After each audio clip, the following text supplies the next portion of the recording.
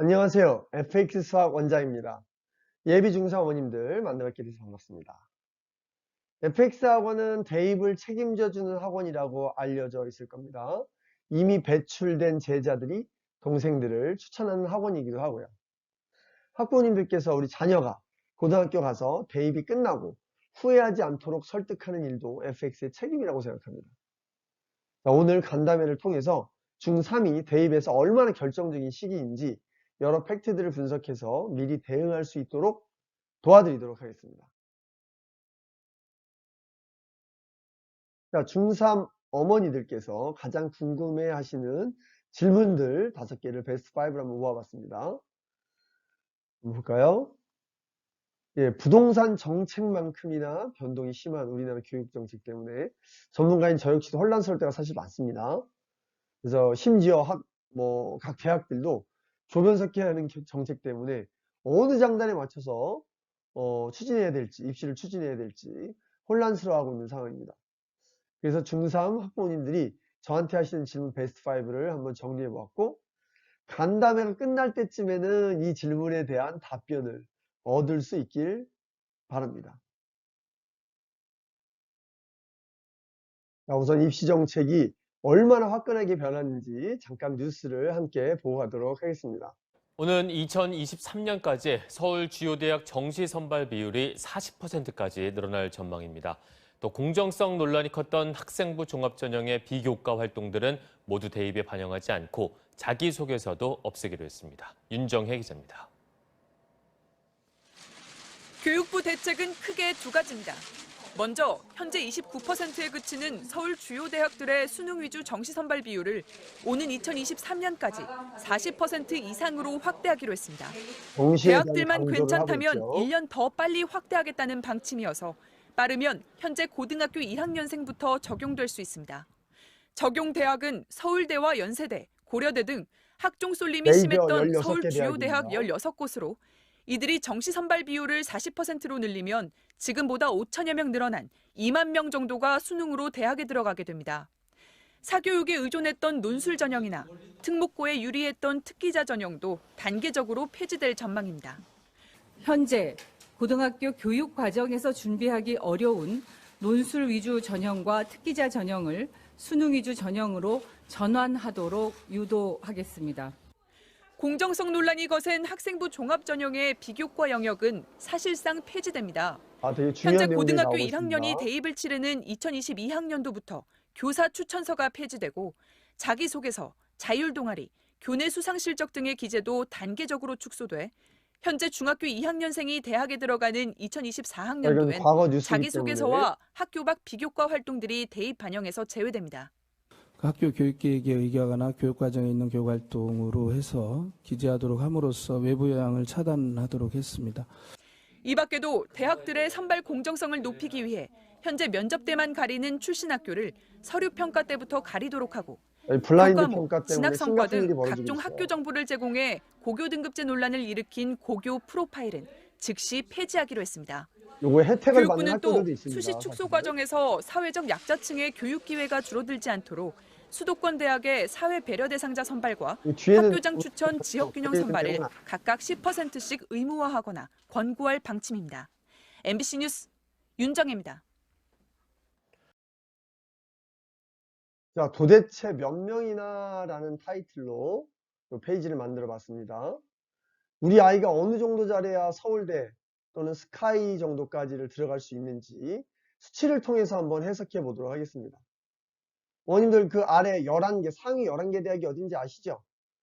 그죠? 서울대, 연대, 고대, 서성한, 중경외시 어딘지 아시죠? 네.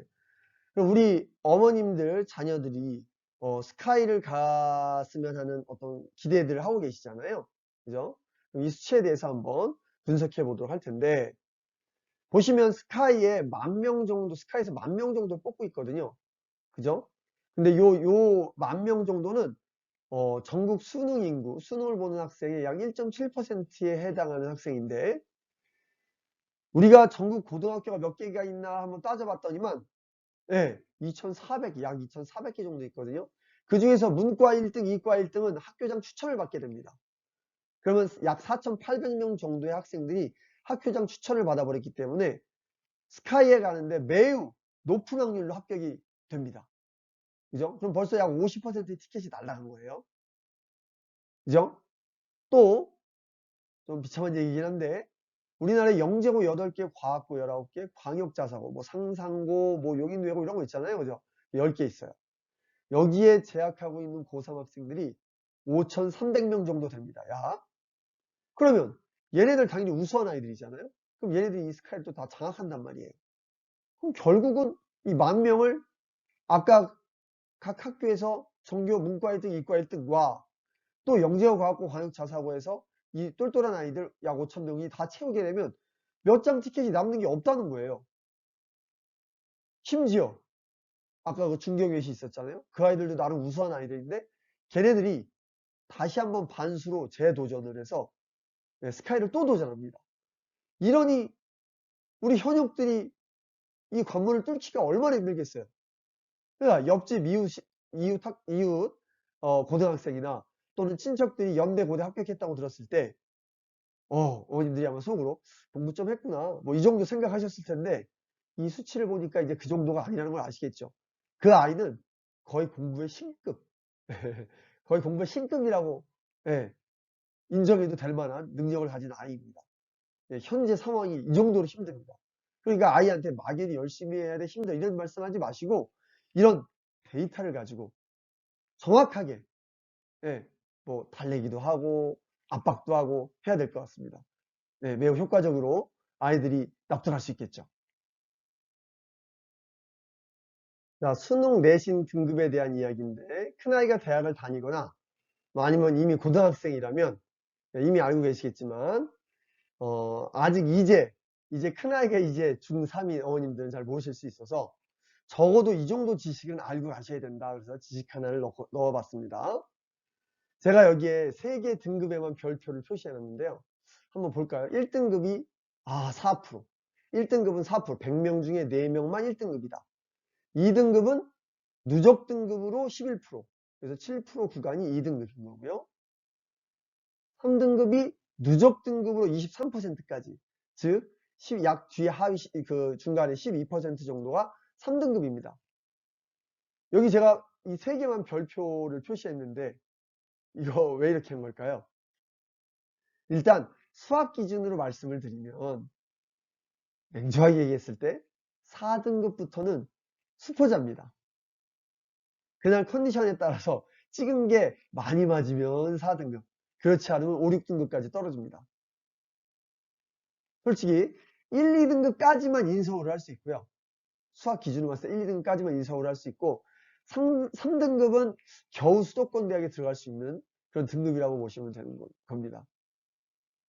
우리 학원 친구들은 대부분 뭐 거의 수학 기준으로 봤을 때 1, 2등급에 안착할 것이기 때문에 크게 걱정하지는 않으셔도 됩니다. 어쨌든 1등급, 2등급, 3등급이 어느 정도의 수준을 가진 아이들인지는 아셔야 된다는 거. 아셨죠?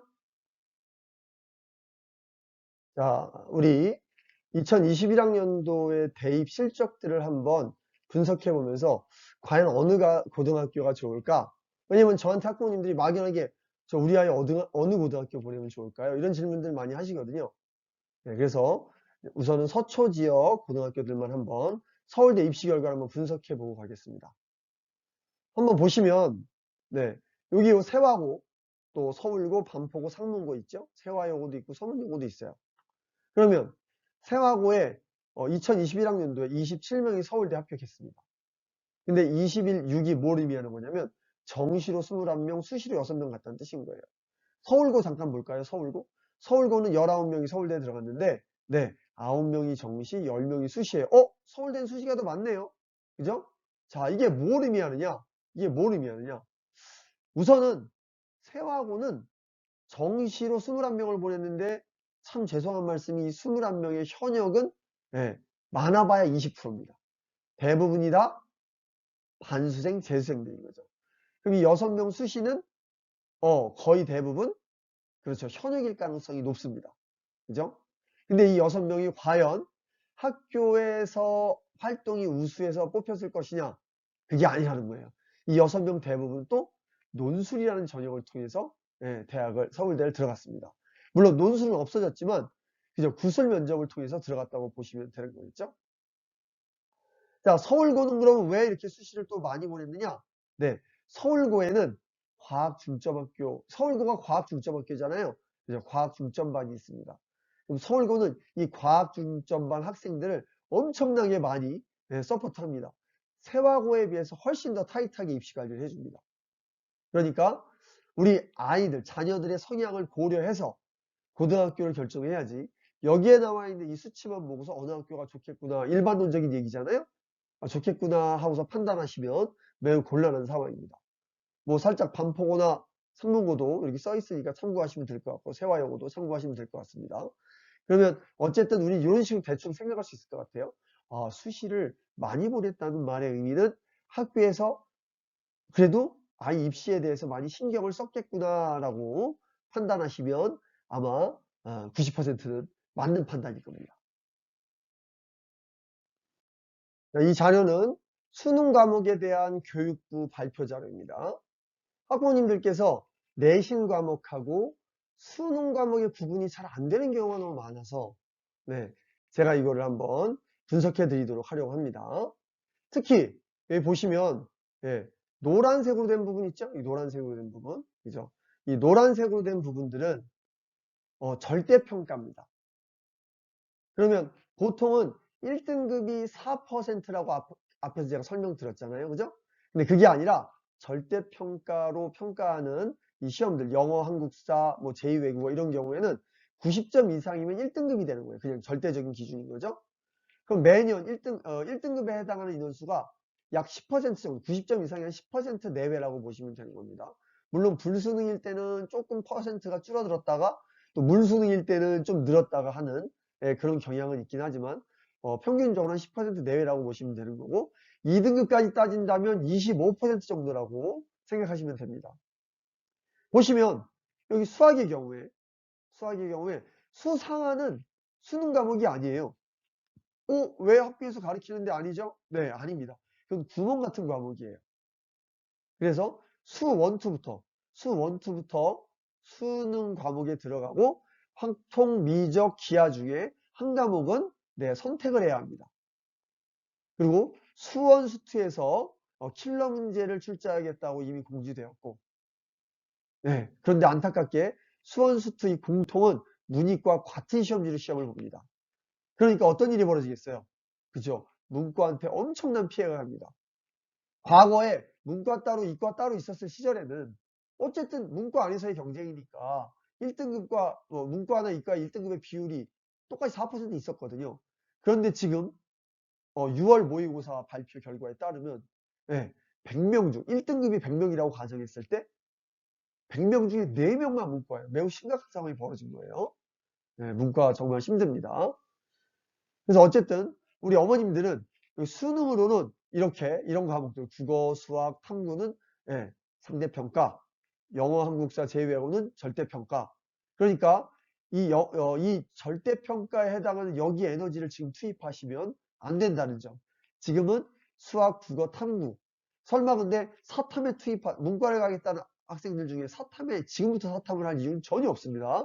하지만 이과의 경우에는 그렇죠. 과학 과목이 너무 많기 때문에 미리 준비하셔야 된다. 됐죠? 이 아까운 시간에 영어에 투자한다고 하시면 이걸 보시면 아시겠죠? 절대 안 된다는 점 꼭 기억하셔야 됩니다.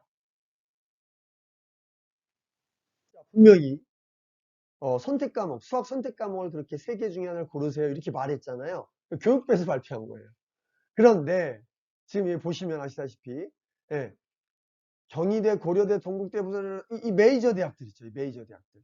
예를 들면 되게 재밌는 게 한양대도 에리카라는 게 뭐냐면 이게 한마디로 말하면 지방에 있는 한양대고요. 한양대, 서울에 있는 한양대인데 보시면 아시겠지만 서울에 있는 한양대는 우리 대학에 오려면 수학 아까 분명히 3과목 중에 하나 선택하라고 해놓고 우리 대학에 오려면 미적분, 기하 둘 중에 하나만 선택하셔야 됩니다. 뭐 이런 식으로 말하는 거예요. 그러니까 어머님들이 헷갈릴 수밖에 없는 거예요. 그러면 이 발표 자료를 우리가 번역해 본다면 상대적으로 확통이라는 과목은 이과 학생들한테 변별을 줄 만큼 그렇게 어려운 과목이 아니란 뜻인 거고요. 그죠? 그럼 여기서 또 조심하셔야 될 거. 그럼 확통은 안 해도 되는 거 아닙니까? 제가 뭐라고 말씀드렸죠? 수능 과목과 내신 과목은 다르다. 다시 말하면 우리가 수능에서 세 과목 중 한 과목을 선택할지언정 내신에서는 이 세 과목 시험을 다 봐야 된다. 아셨죠? 네. 그래서 여러분, 우리 어머님들이 이제 수능 과목과 내신 과목, 특히 수학만 놓고 보셨을 때도 이제 헷갈리시면 안 됩니다. 결론적으로 말하면 우리 아이들은 고등학교 가기 전에 확통, 기하, 미적 이런 거 다 끝내야 되는 거예요. 우리 애는 수능에서 미적분 선택할 거니까 기하를 왜 해요? 이런 말씀하시면 이제 창피한 겁니다. 자, 요 화면은 서울대 입시 요강 사이트에 들어가면 자세히 나와 있습니다. 어머님 다 찾아보실 수 있는 내용들인 거예요. 학부모님들이 종종 저한테 다른 과목도 할 게 많은데 아니 수학만 이렇게 많은 시간을 할애할 수가 없어요. 이렇게 말씀하시는 경우가 되게 많거든요. 물론 공감합니다. 네. 하지만 이제 지금부터 꼼꼼히 보셔야 돼요. 제가 팩트를 통해서 어머님들이 수학 시간을 쪼개서 다른 과목을 공부한다 이런 말씀을 절대 하시면 안 된다는 걸 제가 설득하도록 하겠습니다. 다른 과목이 중요하지 않다 이 말이 아니에요. 수학 학습 시간을 뺏어서 부족한 다른 과목을 공부한다? 이건 넌센스라는 겁니다. 자, 왜 그런지 지금부터 이제 서울대 입시 자료를 제가 분석해 드리도록 하겠습니다. 자, 이걸 한번 보시면 요건 정시 반영 비율이라고 나와 있고 수능 점수를 어떻게 우리 입시에서 반영하겠냐는데 보세요. 상대 반영, 그러니까 똑같은 점수를 인정하는 게 아니라는 거예요. 국어는 100점 만점이 되는 거고 다시 말하면 만점을 받으면 100점 처리하겠다는 거고요. 그죠? 수학은 만점 받으면 120점 처리해 주겠다는 거예요. 오 마이 갓. 120점 처리해 주겠다는 거예요. 이런 거 전혀 모르셨었잖아요. 그죠? 과탐은 100점 받으면 80점 처리해 주겠다는 거예요. 자, 보겠습니다. 예를 들어서 국어, 수학 총점이 두 학생이 동시에 180점을 받았다고 할게요. 그런데 한 학생은 국어를 92점 받고 수학을 88점 받고 또 다른 학생은 국어를 88점 받고 오히려 수학을 92점 받았어요. 이건 어떻게 된다고 이런 두 학생은? 네. 수학 92점 받은 학생이 무조건 합격입니다. 네. 충격적인 결과가 벌어질 수 있다는 거예요. 그러니까 이런 걸 여러분 어머님들이 아셔야 되는 거예요. 잠깐 보너스로 영어 한국사 잠깐 보고 갈까요? 자, 제가 아까 왜 영어에 지금 영어에 투자하시면 안 된다고 제가 말씀을 드렸는지 너무 이제 극단적으로 말씀드려서 죄송하긴 한데 보겠습니다. 서울대 기준으로 보세요. 영어는 100점 받은 아이랑 80점 받은 아이가 꼴랑 0.5점 차이밖에 안 나는 거예요. 네. 심지어 100점 받은 아이랑 70점 받은 아이가 꼴랑 2점 차이밖에 안 나는 거예요. 유의미한 차이가 아니라는 겁니다. 심지어 서울대 가라 이런 영어 공부 왜요? 이런 얘기까지 지금 나돌고 있는 상황인 거예요. 자, 한국사 보겠습니다. 한국사 더 심각해요. 한국사는 100점 받은 아이랑 세상에 70점 받은 아이를 다 100점 처리하겠다. 다 똑같은 애들 처리하겠다는 거예요. 간혹가다 최상위권을 받는 중 이런 질문을 합니다. 우리 애가 한국사를 중학교 때 좀 많이 못해서 한 달 정도 한국사를 집중적으로 학원에 보내서 마스터해야 되겠다는 거예요. 오마이갓. 말도 안 되는 행동입니다. 네. 중학교 때 배웠던 그 내신 있잖아요. 그죠? 역사 공부했던 내신 그 정도 수준이면 고등학교 가서도 충분히 70점대 맞을 수 있기 때문에 걱정하지 않으셔도 된다는 거예요. 고등학교 가서 순간순간 시험 때마다 조금씩 복습하시면 되는 걸 뭐 만점을 받게 뭐하러 만점 받냐고 한국사를. 만점 받을 필요 없다는 겁니다. 이해되셨죠? 자, 한 번 더 강조하는 취지에서 수학 점수에다가 몇을 곱한다? 1.1을 곱한다는 거예요. 이러니 그죠? 이러니 수학이 이거 혹시 이과만 이런 거 아닌가요? 아니에요. 이거 문이과 똑같은 정시 반영 비율을 갖고 있습니다. 그러니까 외고 애들이 왜 수학에 외고 애들은 수학을 피해서 외고를 간 거잖아요. 그런데 외고에 들어가는 순간 대부분의 학습 시간을 수학에 투자합니다. 왜 이럴까요? 걔네들 이걸 안다는 거예요. 미리 알고 있다는 거예요. 아셨죠? 그러니까 저한테 이제 수학 시간, 다른 거 공부하기 바빠서 수학 시간 살짝 뺄래요. 말도 안 되는 얘기입니다. 자, 수학 과목에 대해서 제가 말씀을 드릴 텐데, 이게 무슨 의미가 있길래 제가 이렇게 설명을 드리는지 한번 보겠습니다. 학교 내신에서 벌어지는 불편한 진실들을 제가 분석해 드리려고 합니다. 자, 고1 때는 수상하를 배우게 돼 있죠. 여기 수상하 필수라고 돼 있죠. 고1 때입니다. 고2 때는 수원, 수투, 미적, 확통, 심지어 어떤 학교들은 기하까지 총 5과목이나 하는 학교들도 있습니다. 자, 물리적으로 고2 때 진행하는 어떤 수학의 분량이, 그죠? 예. 고2 때 진행하는 수학의 분량이 고1 때 진행하는 수학의 분량에 비해서 사실은 2배가 아니에요. 4배 정도 된다고 보시면 되는 거예요. 그죠? 난이도까지 고려했을 때는 월등히 더 큽니다. 그러니까 고1 때까지 잘하던 학생이 왜 문이과 갈라지는 고2 때 가서 급격하게 무너지는 현상을 보이는가? 어떤 어머님들은 학원을 잘못 만났나? 아니면 우리 아이가 사춘기인가? 그런 거 아니에요. 아주 지극히 정상인 상황이 벌어지고 있는 겁니다. 네. 그래서 특별하게 보통 이상한 학원들에서 이런 얘기도 하는 경우를 제가 들었는데 그걸 또 저한테 어머님이 와서 해줍니다. 지금 수상화를 무한 반복해야 되는데 쓸데없는 지금 선행 나갈 때가 아니라는 둥 이런 얘기를 하시는 거예요. 저한테 와서. 그럼 잘못된 정보를 듣고 이 황금 같은 중3 시기를 통째로 날려버리는 거죠. 수상한답시고. 엄청나게 엉터리 전략입니다. 자, 그게 왜 그런지 한번 보세요. 그러니까 우리 학원 같은 경우에는 알다시피 어머님들 다 아시다시피 매 단원마다 조각조각 내서 단원 테스트를 보고 있단 말이에요. 그래서 그 단원 테스트가 일정 기준을 넘어서면 후속 과정, 뭐 수원2를 공부하는데 문제가 없다고 판단되기 때문에 걱정하지 않으셔도 된다는 뜻인 거예요. 까먹는 걸 무서워하시면 안 돼요. 당연히 까먹지. 애들이 수학자가 아닌데 수학만 하는 애들이 아니잖아요. 까먹는 거 아주 정상적인 거예요. 하지만 저희 학원 어떻죠? 수원수투 수업을 진행할 때 도입 부분에서 그날 필요한 수상화 이론들이 뭔지를 선생님들이 미리 발표하셔서 리뷰해 드립니다. 그죠? 그러니까 수업을 진행하는 데서 까먹었다고 판단되는 거 이런 거는 계속 리마인딩을 시킨다는 거예요. 이러면서 수상화를 계속 다시 곱씹어 가면서 가는 게 맞는 거지. 우리 애 수상화가 좀 약해서 문제가 있는데요. 뒤로 백해서 처음부터 다시 하겠습니다. 이런 아이들은 분명히 어디에서 문제가 터질까요? 그렇죠. 고2 때 가서부터 이제 난리를 칩니다. 수상화까지 너무 많이 반복했기 때문에 끄떡없어. 갑자기 고2 올라가는 순간 물리적 시간, 난이도는 또 어떻습니까? 엄청 끔찍하게 어렵거든요. 여기서 무너지는 거예요. 물리적 시간이 잠 안 자고 공부할 수 없잖아요. 그죠? 그러니까 미리미리 다 끝내놓고 가서 적어도 최소한 한 번은 끝내놓고 가야 된다는 상황이 벌어지는 거죠. 그죠? 오히려 이래야 된다는 겁니다. 중3, 현재 중3, 앞으로 닥칠 중3 수학에서 가장 아름다운, 가장 이상적인 학습 시나리오는 뭐냐면, 일단, 고등학교 가기 직전 12월까지는 최대한 선행을 탄탄하게 하는 거예요. 그리고 추가적으로 서초 지역의 고등 내신 기출문항이라던가 또는 전국 단위 모의고사들 본단 말이에요. 수상화.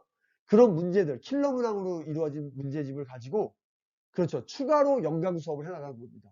이러면 선행은 선행대로 알차게 나가지고 이제 부족한 부분들은 다시 처음부터 풀로 이런 멍청한 짓을 하는 게 아니라 문제 있는 부분을 찾아서 그 부분을 치료하는 형태로 가는 거죠. 그래야 시간을 세이브할 수 있고 여전히 선행을 안정적으로 나갈 수 있다는 겁니다. 안 그러면 고2 때 분명히 무너지는 현상이 벌어지는 거고 당연한 얘기를 어머님들은 이상한 이유로 뭐라 그럴까요? 핑계를 댄다고 해야 될까요? 그런 일이 벌어질 수 있습니다. 또 하나의 불편한 진실을 또 보여드리도록 하겠습니다.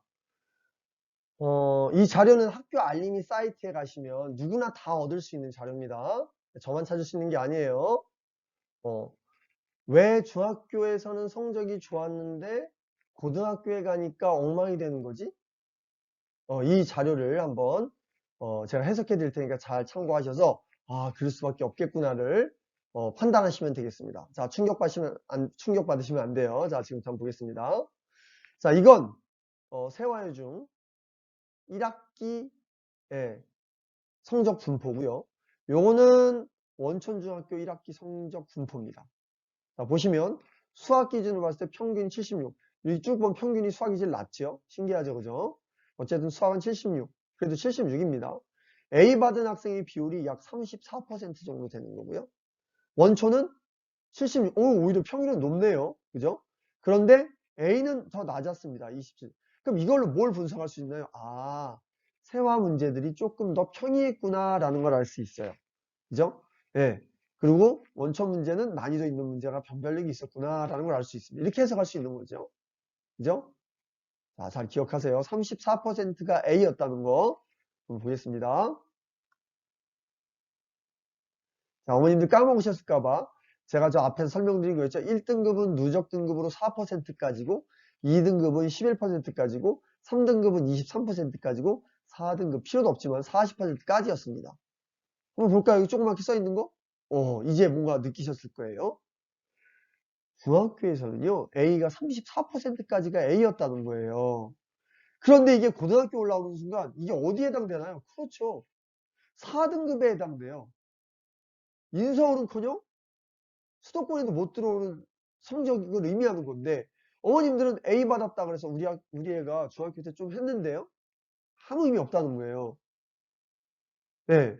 A를 받았다 하더라도 중학교에서는 만점을 안정적으로 받아왔어야 그래도 그 A가 의미 있는 A가 돼서 고등학교 가서도 고스란히 이제 내신 등급으로 이어질 수 있다는 겁니다.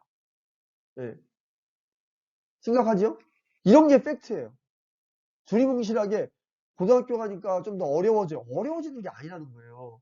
중학교 때는 그냥 A가 이만큼이었는데 34%까지가 A였는데 고등학교는 순간 상대 평가를 하다 보니까 네, 이 A에는 1등급, 2등급, 3등급, 4등급이 다 들어있다는 거예요. 이해되셨죠 이제? 중학교 때 좀 했는데 고등학교 가서 무너지는 이유. 왜 그런 걸까? 이래서 이런 거예요. 그죠? 자, 하나 더 보여드리겠습니다. 자, 이건 뭐냐면 세화여고 중애들이 세화여고 많이 가니까 세화여고 1학년의 평균이에요. 58점. 요 아래 거는 서울고등학교 미적분의 평균이에요. 보세요. 평균이 76점. 중학교에서는 가능한 숫자고요. 고등학교 오는 순간 58점. 이게 꽤 높은, 영어기 때문에 그래도 평균이 좀 높은 거예요. 네. 보통의 경우에는 서울고처럼 50점. 심지어 미적분 어려운 학교 있죠. 뭐 세화고 같은 경우에는 평균이 30점대입니다. 제가 충격받을까봐 그건 안 보여드린 거예요. 예. 그러니까 오해하시면 안 돼요. 아이들이 공부를 안 해서 이렇게 평균이 낮은 게 아니라는 거예요. 나름 미친 듯이 했는데 난이도가 워낙 많고 아까 제가 뭐라고 말씀드렸죠? 물리적으로 학습할 수 있는 시간이 부족하기 때문에 반복 학습이 부족하기 때문에 이런 결과가 나올 수밖에 없는 거예요. 이제 이해되셨죠? 왜 고등학교 가서 갑자기 애들이 성적이 잘 안 나오는 건지. 자, 이 자료는 제가 의대를 가자고 표를 보여드리는 게 아닙니다. 오해하지 마시고. 20계열 대학들은 모두 마찬가지 상황인데 유독 오픈된 자료들이 대부분 의치한양 입시 자료여서 이걸 가지고 제가 예를 들어 설명드리니까 오해하지 말아주세요. 자, 그러면 이 의대 입시 제가 이걸 왜 보여드리는지를 한번 어머님들이 한번 알아맞혀 보시기 바랍니다. 자, 이 너무 글씨가 작으니까 좀 확대해 볼게요. 자, 의대가 쭉 있었는데 제가 서울대, 성대 두 개만 샘플로 말씀드리겠습니다. 이게 무슨 말이냐면 우리 대학에서 뽑을 때, 우리 학과에서 뽑을 때 국어의 반영비는 33%고 수학의 반영비는 40%예요. 보세요. 또 성대에서는 국어의 반영비는 25%고 더 심하네요. 그죠? 아니 이러니까 이제 상황을 이해하셨을 거예요. 이러니까 오히려 표준 점수는 저 아이가 나보다 더 높은데 왜냐 봤더니 국어가 되게 어려웠대. 그러면서 제가 국어로 되게 시험을 잘 봤어. 근데 제가 떨어지고 내가 붙었거든. 이게 뭔 일이야? 나는 수학을 하나밖에 안 틀렸다 이거예요. 아니 25점 만점을 받아도 보세요. 만점을 받아도 성대 25점밖에 안 줘. 수학은 40점 줘. 이게 어떻게 누가 봐도 지금 수학이 올인해야 게 맞구나. 수학이 망가지면 그냥 게임 끝나는 거예요. 저 국어 엄청 잘 봤는데요. 소용없다는 겁니다. 저 문과인데요. 그런 거 필요 없어요. 어차피 마찬가지. 수학에 대한 비중이 워낙 높기 때문에. 근데 이런 거 언론에 밝혀지지 않았잖아요. 그러니까 어머님들이 아실 수가 없는 거죠. 고3이 돼서 막상 그 대학을 지원하기 위해서 서류를 열어보니까 말도 안 돼. 이렇단 말이야. 심지어 보세요 어머님. 또 영어 서울대 보지도 않아요. 점수를 그냥 아까 말했잖아요. 제가 감점 처리한다고 80점 받아봐야 0.5점 감점 처리하겠다는 거예요. 여기서 이게 의미가 있냐고요. 이게 지금 이해됐습니까? 이제 이 상황을 이해하셨으면 적어도 저한테는 영어랑 국어를 좀 애가 부진해서 미흡해서 그걸 좀 공부해야 되는데 수학 좀 뭐 특강 같은 거 좀 못 듣고 안 듣고 좀 영어 구할 좀 더 하면 안 될까요? 그렇게 하시면 예, 이런 결말에 이르르기 때문에 나중에 후회하고 재수하시면서 깨달을 수밖에 없는 거예요. 입시는 수학에 올인해서 수학 점수가 제대로 나와야 예, 승산이 있다는 점, 오늘 제 설명의 핵심입니다. 자, 이번엔 약대 입시에 대한 얘기인데 여전히 약대를 가자는 건 아닙니다. 네, 아까 말씀드렸듯이 자료들이 이런 자료들이 많이 오픈되어 있기 때문에 의치한 계열 자료들이 많이 오픈되어 있기 때문에 그걸 바탕으로 설명드리려고 예를 드는 거니까. 네, 메이저 공대도 마찬가지라고 제가 말씀드렸어요. 자, 이걸 제가 왜 보여드리냐면 정시와 논술의 비중이 얼마나 큰지, 이런 어떤 메이저 대학의 메이저 학과는 정시와 네, 논술의 비중이 얼마나 큰지를 제가 보여드리기 위해서 이 표를 지금 제시했습니다. 한번 분석해 보도록 할게요. 아시다시피 네, 약대는 예, 제가 어릴 때부터 네, 2대랑 환이 작은가요? 네, 그럼 크게 네, 2대랑 중앙대가 네, 엄청나게 인기를 많이 끌었었습니다. 그죠? 비중이 129명씩이나 뽑아요. 네. 그런데 보시면 수시를 통해서는 뭐 30명 뽑고 정시를 통해서는 99명 뽑아요. 엄청나게 비중이 높죠. 정시 비중이. 그죠? 네. 또 심지어 중앙대 같은 경우 잘 보시면 여기 논술을 20명이나 뽑아요. 이 논술 20명은 딱 정확히 수학과학 실력만 보겠다는 거예요. 다른 거 안 보겠다는 뜻인 거예요. 그죠? 그리고 여기 이렇게 30명씩 있어요. 학생부 종합에서. 그럼 학생부 종합도 꽤 많이 뽑네요. 라고 잘못 오해하실 수도 있긴 한데, 이게 지금 사실은 요 30명, 요거는 저 시골에 있는 정규 1등 티오라고 보시면 되는 거예요. 네, 시골에 있는 고등학교 정규 1등 티오들이라고 보시면 돼요. 그러면 그 30명이 있을 거 아닙니까? 그죠? 정규 1등 한 애들이. 그런데 이 30명이 분명히 서류는 통과합니다. 학교장 추천을 받았기 때문에. 그런데 그 친구들이 안타깝게 수능 최저 점수를 통과를 못해요. 그러면 그 인원수 30명의 반토막은 다시 어디로 가나요? 네, 정시로 이월된다고 합니다. 이런 거 뉴스에서도 종종 들어보셨을 거예요. 이 인원수가 미달한 학생, 무슨 말이에요? 그렇죠. 최저 점수 미달한 학생이 다 이쪽으로 넘어간다는 거예요. 그 티켓이. 그럼 정시 비중이 더 늘어난다는 거죠. 이게 현재 제가 저 앞에 뉴스에서도 들으셨다시피 정시의 비중, 최상위권끼리는 정시의 비중이 엄청나게 높습니다. 특히 서초 강남 지역에 있는 아이들은 다 정시로 대학 간다고 보시면 되는 거예요. 아셨죠? 예. 그리고 논술이 약화됐다고는 할지언정 여전히 메이저 대학들에서는 수과학만 잘하는 애들을 뽑아겠다는 의지가 상당히 강하다는 점. 네. 아셨죠? 참고로 논술은 고2 겨울방학 때부터 1년 동안 꾸준히 진행하시면 이변이 없는 한 논술 합격 가능성은 매우 높습니다. 왜냐? 대부분 논술하는 애들이 어떤 애들이냐면 정시를 좀 못 봤거든. 그러니까 부활을 하기 위해서 막판 1, 2주 동안 논술학원을 다니면서 하는 거예요. 그러니 1, 2주 해가지고 뭘 배워? 그래서 이 상황을 안다면 시간을 쪼개서 고2 겨울방학 때부터 논술을 준비하시면 상대적으로 어떻겠습니까? 네, 성공 가능성이 매우 높겠죠. 그러니까 중3을 앞두고 이 간담회가 왜 중요한지 이 표로 이제 마무리를 하려고 합니다. 화면을 한번 보시면 중3 빨간색으로 돼 있고 검은색 뭐 회색으로 돼 있잖아요. 고등학교도 그죠? 네. 이게 뭘 의미할까요? 제가 3초만 생각할 시간 드리겠습니다. 띡, 띡, 띡. 네. 네, 벌써 대답하셨네요. 그죠? 네. 우리에게 남아있는 시간입니다. 이게 무슨 뭐 생명이 남아있다는 뜻이 아니라 우리한테 선행학습 또는 심화학습을 공부할 수 있는 마지막 남은 시간들인 거예요. 보시면 이 고3들 이 시간 있잖아요. 솔직히 고3 때 가서 무슨 선행 심화를 해요. 그럼 걔는 벌써 재수를 염두에 두고서 공부하는 거기 때문에 걔는 망한 거잖아요. 그죠? 네, 그러니까 일반적으로 고3 때 선행 또는 심화를 나간다 이건 아닌 거죠. 이때는 그냥 복습 형태의 수능 학습을 진행해야 되는 게 맞는 거죠. 그죠? 그러면 실질적으로 고1, 고2 때 우리가 쓸 수 있는 시간은 1, 2월, 8월, 1, 2월 총 6개월인 거예요. 그런데 중3은 어때요? 8개월. 그죠? 12개월 중에 4개월 내신을 제외한 8개월입니다. 그러니까 고등학교에서 고등학교에서 있는 그 시간보다 남아있는 시간보다 중학교 3학년 때 나온 시간이 훨씬 더 많다는 거예요. 이걸 아셔야 된다. 이게 오늘 제가 간담회를 한 목적 중에 가장 큰 내용입니다. 그러니까 중3에 남아있는 시간이 고등학교 전체를 통틀어서 학습할 수 있는 시간이 훨씬 더 많이 남아있는데, 만약 이 중3의 결정적인 시간들을 그냥 어영부영 증발시키고 뭐 고등학교 가면서 12월부터 잘하지, 이미 늦은, 걔는 벌써 재수, 이때 뭔가 깨달았어? 그럼 재수, 1학년 끝날 때쯤 깨달았어? 이렇게 하면 삼수로 가는 거예요. 제가 우스갯소리로 재수 삼수라는 게 아니라 이게 팩트입니다. 네. 그러니까 이 중3 때 시간들, 제가 그래서 저희가 지금 중2 이 마지막에 이 간담회를 드린 이유는, 아니 이왕 공부하는 거 미리 이런 팩트를 다 알고, 그죠? 대응하자 이거예요. 그래서 중3 때 아이들한테도 이 자료를 좀 보여주고, 야, 미친 듯이 해서 우리가 재수하지 말자, 한 방에 가자, 뭐 이런 취지라는 겁니다.